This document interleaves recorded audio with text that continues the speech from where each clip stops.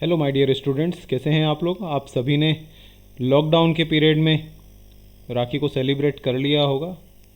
ईद भी सेलिब्रेट हो चुकी है।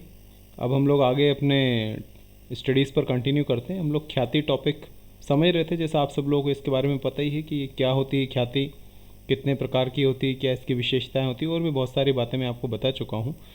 अब हम उसके अगले पॉइंट पर जा रहे हैं। स्क्रीन पर आपको दिख ही रहा होगा कि ख्याति के मूल्य को प्रभावित करने वाले कारक, घटक, कारण या वे तत्व या वो बातें बताइए जो ख्याति को प्रभावित करती हों। मतलब ख्याति का मतलब क्या बताया था मैंने बेटा आपको।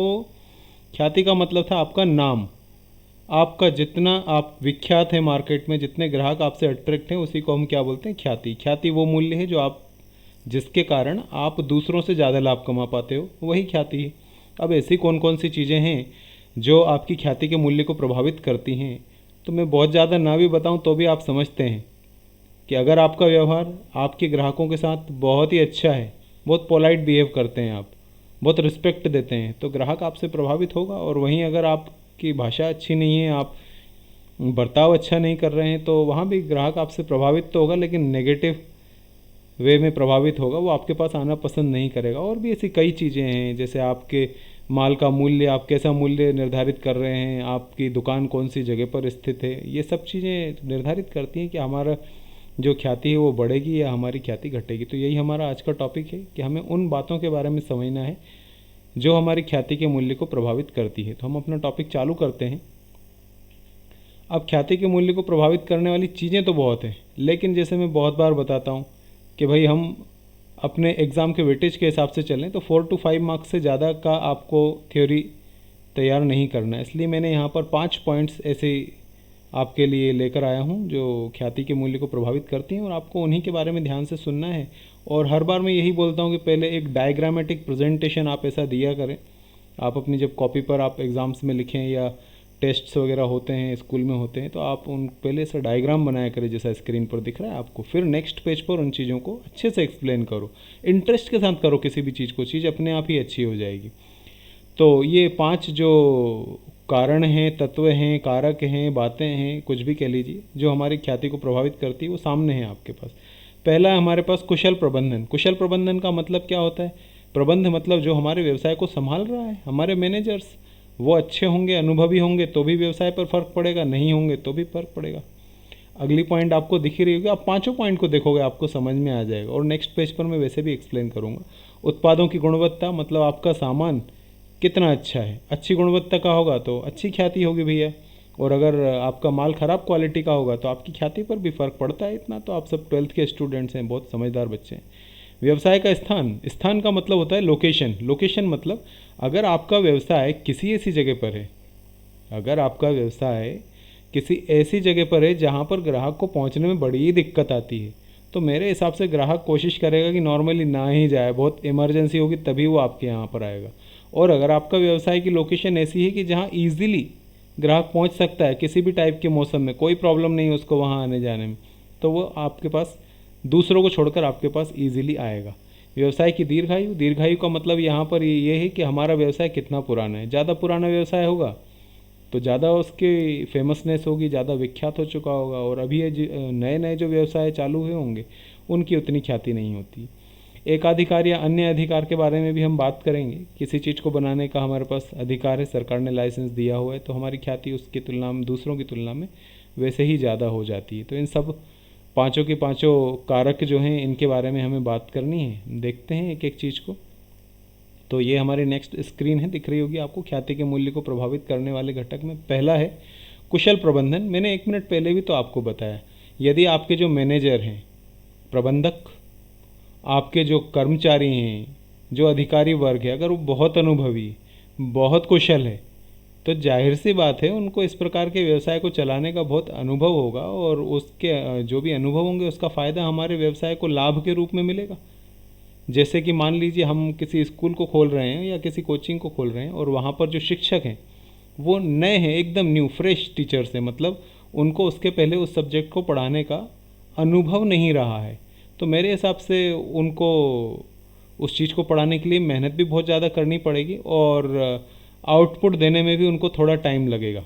और वहीं पर अगर वो टीचर एक्सपर्ट है और उसको उन सभी समस्याओं से वो निकल चुका है, हर प्रकार के डाउट्स वो समझ चुका है, क्रॉस क्वेश्चंस का जवाब देता आया है कई सालों से, तो वो बहुत परफेक्ट हो चुका होगा। स्टूडेंट डाउट पूछेगा और टीचर के पास जवाब होगा। तो ये निर्भर करता है कि हमारा जो व्यवसाय है उसका प्रबंधक, उसके कर्मचारी अगर बहुत कुशल हैं, बहुत अनुभवी हैं, तो वो काम को बहुत अच्छे से करेंगे और लाभ भी हमारा बढ़ता जाएगा, हमारी ख्याति में वृद्धि हो जाएगी। और वहीं पर अगर नए कर्मचारी हैं जिनको कोई अनुभव नहीं है, तो कर्मचारी नॉर्मली क्या है, गलती कर कर सीखता है, पहले करेगा, कुछ मिस्टेक होगी, फिर उसको सुधारेगा, ऐसे टाइम के साथ उसका अनुभव बढ़ेगा। तो मेरा यहाँ पर कहना ये नहीं है कि नए व्यक्तियों को काम नहीं मिलना चाहिए, ये टॉपिक ही नहीं चल रहा है। टॉपिक ये चल रहा है कि अगर अनुभवी व्यक्ति है तो वो हमारी ख्याति को बढ़ाएगा, और अगर नया व्यक्ति है तो ख्याति इतनी जल्दी नहीं बढ़ पाएगी। इसलिए कुशल प्रबंधक वो चीज़ है, वो तत्व है जो हमारी ख्याति के मूल्य को प्रभावित करता है। अगला है आपके पास उत्पादों की गुणवत्ता। आप जो माल बेच रहे हैं मार्केट में, अपने ग्राहकों को दे रहे हैं, अगर उसमें अच्छे गुण हैं, अच्छी क्वालिटी का माल दे रहे हो, तो ऐसी सिचुएशन में ग्राहक आपके पास आएगा, बार बार आपके पास आएगा और 10 लोगों को बताएगा कि भाई वहाँ से ये सामान लीजिए, अच्छी क्वालिटी का मिलता है। और अगर आपके माल में गुणवत्ता की कमी है तो भी ग्राहक 10 लोगों को बताएगा, लेकिन यही बोलेगा कि भाई वहाँ से सामान मत लेना, वो लोग अच्छा नहीं बेचते हैं। तो उत्पाद की गुणवत्ता भी हमारी ख्याति के मूल्य को प्रभावित करती है। अगला है हमारे पास व्यवसाय का स्थान, मतलब लोकेशन। अगर हमारा बिजनेस किसी ऐसी जगह पर है जहाँ पर ग्राहक बिना किसी दुविधा के पहुँच सकता है, मतलब सुविधाजनक स्थान पर है, ग्राउंड फ्लोर पर है, या मेन चौराहे पर है, मेन रोड पर है, जहाँ गाड़ी वगैरह पार्क करने में कोई दिक्कत नहीं होती, कहीं गली वली में नहीं जाना होता है, तो ग्राहक आपके पास इजीली आ जाएगा। और या आपके जो दुकान है वो ऐसे स्थान पर है जो प्रमुख फेमस जो जगहें होती हैं, तो ग्राहक को आप एक बार एड्रेस बताओगे और ग्राहक इजीली आपकी शॉप पर पहुंच जाएगा। वहीं अगर गलियों वलियों में अपनी दुकान हुई तो मेरे हिसाब से हमें 2 घंटे तो ग्राहक को एड्रेस बताने में ही लगेंगे कि भैया इधर आना, उधर आना, उधर आना, तब जाकर ग्राहक पहुंचेगा। तो यही बात यहाँ पर है, व्यवसाय का स्थान अगर सुविधाजनक है या प्रमुख स्थान पर स्थित है तो ये ग्राहकों को अधिक आकर्षित करेगा, और अधिक ग्राहक आएंगे तो ख्याति अधिक ही होगी। अगला है व्यवसाय की दीर्घायु। दीर्घायु मतलब जितना व्यवसाय पुराना होगा उतना ही उसका अपने ग्राहकों के साथ बेहतर संबंध होंगे और उतनी ही उसकी ख्याति बढ़ने की संभावना भी ज़्यादा रहेगी। समझ गए बात को? वो जितना व्यवसाय पुराना होता जाता है उतना ही ग्राहकों का विश्वास उसके ऊपर बढ़ता जाता है, बशर्ते व्यवसाय अच्छी सुविधाएं दे रहा हो, अच्छा मूल्य रख रहा हो, अच्छा व्यवहार कर रहा हो। समझ गए? सिर्फ पुराना होने से कुछ नहीं होगा। पुराना होना एक घटक है जिससे ख्याति बढ़ती है, लेकिन पुराने होने के साथ बाकी बातें भी ध्यान रखनी पड़ेंगी जो ऊपर की बातें मैं बता रहा हूँ। समझ गए बात को? तो एक पुराना व्यवसाय अपने ग्राहकों के लिए बेहतर जाना जाता है, इसलिए उसमें अधिक ख्याति होने की संभावना है। और जब एक व्यवसायी उद्यम से समय की अवधि में अच्छा प्रतिशोध का निर्माण किया है तो नए प्रवेशकों को ग्राहकों की तुलना में ग्राहकों की संख्या अधिक होगी। ग्राहकों की संख्या एक व्यवसाय की लाभ कमाने की क्षमता एक संकेतक है। मतलब ये है कि थोड़ी सी डिफ़िकल्ट लैंग्वेज थी, वो इजी हो ही नहीं पा रही थी, इसलिए फिर भी मैं आपको समझा दे रहा हूँ कि अगर हमारा व्यवसाय पुराना है, हमने अपने व्यवसाय को करने में, हमारे उद्यम को करने में बहुत ज़्यादा लंबा समय से हम करते आ रहे हैं, तो ऐसी सिचुएशन में हमने एक बहुत अच्छी ग्राहकों की संख्या इकट्ठी कर ली होगी, और जितने ज़्यादा संख्या में ग्राहक हमारे होंगे उतनी ही हमारी लाभ कमाने की क्षमता भी अच्छी होगी। ज़्यादा ग्राहक ज़्यादा लाभ कमाने की क्षमता की तरफ संकेत करते हैं। तो व्यवसाय की दीर्घायु से भी व्यवसाय की ख्याति में वृद्धि होती है। लास्ट है हमारे पास एकाधिकार और अन्य अधिकार। आपने 11th में बिजनेस स्टडीज़ का बुक पढ़ा होगा, नहीं भी पढ़ा हो तो खैर आप नाम से ही समझ सकते हैं। एक अधिकार मतलब किसी सामान को बनाने का आपके पास ही अधिकार है, इसके अलावा बाज़ार में कोई और व्यक्ति उस सामान को नहीं बना सकता। अगर किसी सामान को बनाने का अधिकार एक ही व्यक्ति के पास में है तो जाहिर सी बात है अब ग्राहक के पास तो कोई ऑप्शन बचा ही नहीं, ग्राहक को आपके पास ही आना पड़ेगा सामान लेने के लिए।